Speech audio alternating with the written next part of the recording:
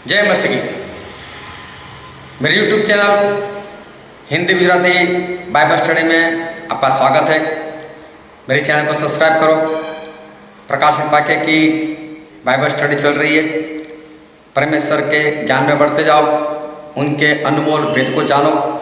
साथ में जो बेल आइकन उसको टच करो ताकि जैसे जैसे मैं वीडियो बनाकर रखता जाऊँ आपको उसकी नोटिफिकेशन जो है वो तुरंत की तुरंत आपको मिलती रहेगी।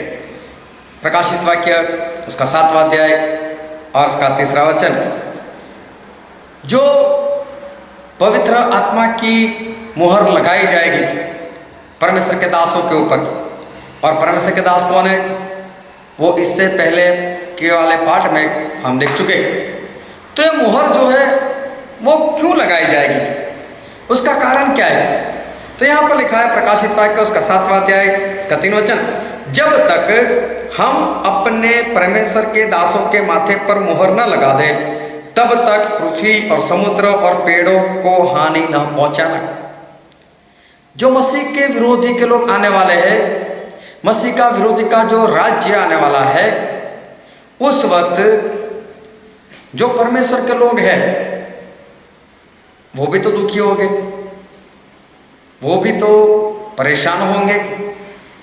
लेकिन वो लोग परेशान ना हो, उनको कोई हानि ना पहुंचाए, इसलिए परमेश्वर ने ऐसा कहा है कि मेरे लोगों के ऊपर, मेरे दासों के ऊपर मुहर लगाई जाए।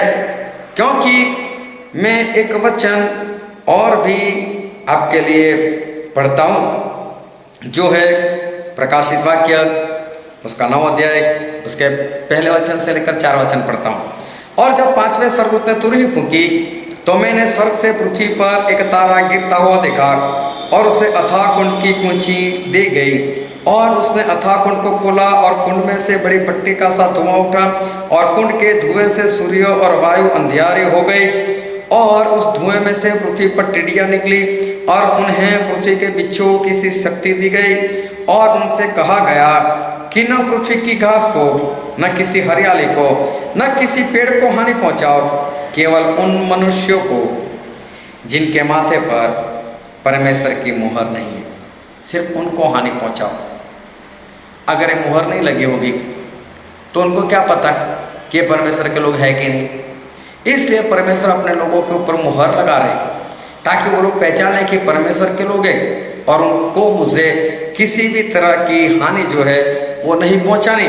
और यही बात हम पुराने नियम से भी पढ़ते हैं, उसमें यहेजकेल का पुस्तक उसका 9 अध्याय उसका 5 और 6 वचन, यहाँ पर ऐसा लिखा है, तब उसने मेरे सुनते हुए दूसरों से कहा, नगर में उनके पीछे पीछे चलकर मारते जाओ। उनके पीछे पीछे मतलब पवित्र आत्मा के पीछे पीछे जो लोगों के ऊपर अपना निशान लगा रहे, किसी पर दया न करना और न कोमलता से काम करना, बूढ़े, युवा, कुंवारी, बाल बच्चे, स्त्रियां, सबको मारकर नाश करो। देखो ये मसीह के विरोधी लोगों को आज्ञा है, वो सभी को मार देंगे, सभी को नाश कर देंगे, बच्चे, स्त्रियां, कुंवारे जो भी होंगे, परंतु जिस किसी मनुष्य के माथे पर वह चिन्ह हो, पवित्र आत्मा की मुहर लगी हो, उसके निकट न जाना।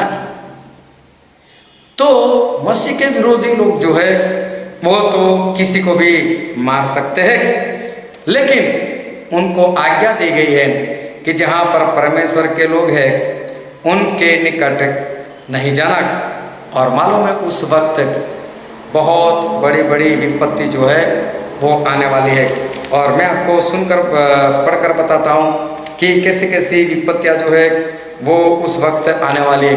और प्रकाशित वाक्य उसका 16वां अध्याय और उसके 2 वचन से मैं पढ़ता हूँ। सो पहले ने जाकर अपना कटोरा पृथ्वी पर उंडेल दिया और उन मनुष्यों को जिन पर पशु की छाप थी, मतलब एंटी क्राइस्ट मसीह के विरोधी की छाप थी, मुहर थी, इसका मतलब परमेश्वर की मुहर नहीं थी, जिस पर परमेश्वर की मुहर नहीं थी और जो उसकी मूर्त की पूजा करते थे, एक प्रकार का बुरा और दुखदायी फोड़ा निकला। देखो फोड़ा किसको निकलेगा? उसी को जिसके ऊपर परमेश्वर की मुहर नहीं है। तो इसलिए मुहर जरूरी है। अगर मुहर नहीं होगी तो आपको भी फोड़ा निकलेगा। फिर आगे लिखा है, और दूसरे ने अपना कटोरा समुद्र पर उंडेल दिया और वह मरे हुए का सा लहू बन गया और समुद्र का हर एक जीवधारी मर गया। समुद्र में जितने भी जीव थे वो मर गए। अगर उस वक्त आप समुद्र में होंगे, सफर करते होंगे, तो आप भी मार दिए जाओगे। फिर आगे लिखा है, और तीसरे ने अपना कटोरा नदियों और पानी के स्रोतों पर उंडल दिया और वे लहू बन गए। अब पीने के पानी की बात की है, क्योंकि समुद्र का पानी तो खारा होता है। अभी पीने के पानी की बात की है, वो भी लहू बन जाएगा, लेकिन आपको अच्छा पानी मिलेगा।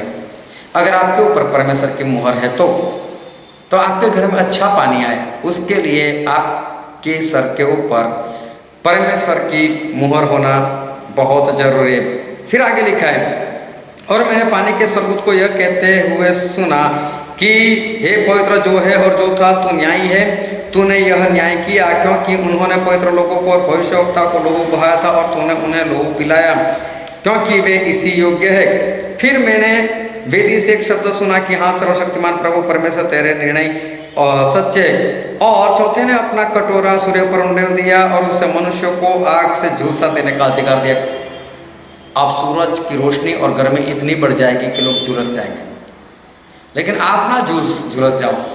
इसलिए पवित्र आत्मा की जो मुहर है उसकी बहुत ही जरूरत है। फिर आगे हम पढ़ते उसका 10 वचन, और पांचवें ने अपना कटोरा उस पशु के सिंहासन पर उंडेल दिया और उसके राज्य पर अंधेरा छा गया और लोग पीड़ा के मारे अपने अपनी जीभ चबाने लगे। लेकिन आपके साथ ऐसा ना हो, आपके ऊपर इतना अंधेरा ना हो, इसलिए पवित्र आत्मा की, परमेश्वर की मुहर जो है वो होनी बहुत जरूरी है। और भी बहुत सारी विपत्तियां हैं, और भी बहुत सारी विपत्तियां हैं, लेकिन वो सारी विपत्ति जो है वो उन्हीं को मिलेगी जिनके ऊपर पवित्र आत्मा की मुहर नहीं है, जो परमेश्वर के दास लोग हैं।